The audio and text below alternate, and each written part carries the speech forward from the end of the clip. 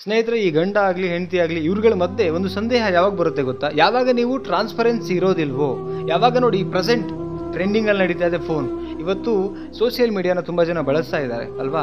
ಯಾರು phone ಲಾಕ್ಗಳನ್ನು change ಮಾಡಿ ಇಟ್ಕೊಳ್ತಾರೆ. ಉದಾಹರಣೆ, ಗಂಡ ಹೆಂಡತಿ ಇಬ್ಬರು ಇರ್ತಾರೆ, ತುಂಬ ಚೆನ್ನಾಗಿರ್ತಾರೆ, ಅನ್ಯೂನವಾಗಿ ಬದುಕ್ತಿರ್ತಾರೆ. ಸಡನ್ಲಿ ಫೋನ್ ಲಾಕ್ ಗಂಡನಿಗೆ ಗೊತ್ತಿಲ್ಲಂಗೆ ಹೆಂಡತಿ ಚೇಂಜ್ ಮಾಡಿ ಇಟ್ಕೊಳ್ತಾಳೆ, ಅಥವಾ ಹೆಂಡತಿಗೆ ಗೊತ್ತಿಲ್ಲದೇ ಗಂಡ ಚೇಂಜ್ ಮಾಡಿ ಇಟ್ಕೊತಾನೆ. ಸೊ ಈ ಥರ ಮೇಜರಾಗಿ ಫೋನ್ ಲಾಕ್ಗಳನ್ನು ಚೇಂಜ್ ಮಾಡಿ ಇಟ್ಕೊಳ್ತಾರೆ. ಆ್ಯಂಡ್ ಚಾಟಿಂಗ್ ಮಾಡ್ತಿರೋದು ಹೈಡ್ ಮಾಡ್ತಿರ್ತಾರೆ. ಯಾವುದು ಟ್ರಾನ್ಸ್ಪರೆನ್ಸಿ ಇಲ್ಲ ಅಂತಿರ್ತದೆ, ಸಂದೇಹ ಆಟೋಮೆಟಿಕ್ಲಿ ಬರುತ್ತೆ. ಇವತ್ತಿಗೆ ಒಂದು ಮೇಜರ್ ಅನುಮಾನಕ್ಕೆ ದಾರಿ ಮಾಡಿಕೊಡೋದೇ ಸಂದೇಹ, ಈ ಫೋನ್ ಮುಖಾಂತರ.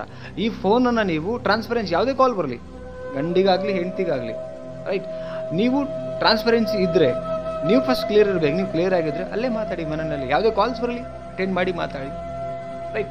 ಮನೆ ಸಿಚುವೇಶನಲ್ಲಿ ಇದ್ದಾಗ ಅದನ್ನು ಅಟೆಂಡ್ ಅಲ್ಲೇ ಮಾತಾಡಿ.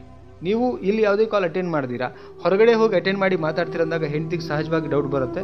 ಸೇಮ್ ಅದೇ ಪೊಸಿಷನಲ್ಲಿ ಹೆಂಡತಿ ಅದೇ ಕೆಲಸ ಮಾಡ್ತಿದ್ರೆ ಗಂಡನಿಗೂ ಅದೇ ಡೌಟ್ ಬರೋಕ್ಕೆ ಶುರು ಆಗುತ್ತೆ.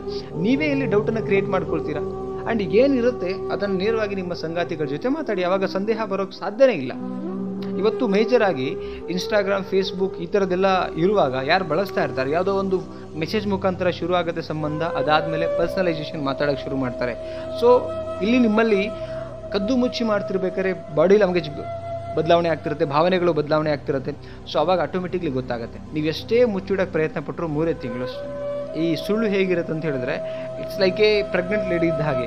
3 ತಿಂಗಳು ಆಮೇಲೆ ಹೊಟ್ಟೆ ಬರಲೇಬೇಕಲ್ವ ಆಚೆ. ಎಷ್ಟೇ ಸಾರಿನ ಮುಚ್ಕೊಳ್ತೀವಿ ಅಂದರೆ ಹೊಟ್ಟೆ ಬರಲೇಬೇಕು. ಹಾಗೆಯೇ ಸುಳ್ಳು ಅಷ್ಟೇ, ಎಷ್ಟೇ ಮುಚ್ಚಿಡ್ತೀವಿ ಅಂತ ಹೇಳಿದ್ರು ಒಂದಿನ ಅದು ಹೊರಗಡೆ ಬರುತ್ತೆ.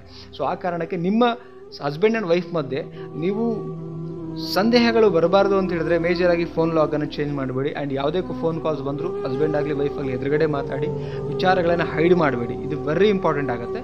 ಇಲ್ಲ ಅಂದರೆ ಸಂದೇಹ ಶುರು ಆಗುತ್ತೆ. ಅದು ಶುರು ಆಯ್ತು ಅಂದರೆ ಅದಕ್ಕೆ ಎಂಡೇ ಇರೋದಿಲ್ಲ. ನೆಮ್ಮದಿಯನ್ನು ಹಾಳು ಮಾಡ್ಕೋಬೇಕಾಗತ್ತೆ.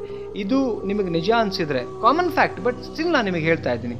ಎಲ್ರಿಗೂ ಗೊತ್ತಿರೋದನ್ನೇ ಹೇಳ್ತಿದ್ಯಾ ಅಂತ ಅನ್ಬಹುದು, ಬಟ್ ಆದರೂ ರೀಕಾಲ್ ಮಾಡೋಕ್ಕೆ ಅದೊಂದು video. So it's a true ಅನಿಸಿದರೆ ದಯವಿಟ್ಟು ಕಮೆಂಟ್ ಸೆಕ್ಷನಲ್ಲಿ ಕಮೆಂಟ್ ಮಾಡಿ, ಆ್ಯಂಡ್ ಲೈಕ್ ಮಾಡಿ, ಎಲ್ರಿಗೂ ಶೇರ್ ಮಾಡಿ. ಮತ್ತೊಂದು ಟಾಪಿಕಲ್ಲಿ ಸಿಗೋಣ. ಅದಕ್ಕಿಂತ ಮುಂಚೆ ಚಾನಲ್ಗೆ ಸಬ್ಸ್ಕ್ರೈಬ್ ಮಾಡಿ. Thank you so much.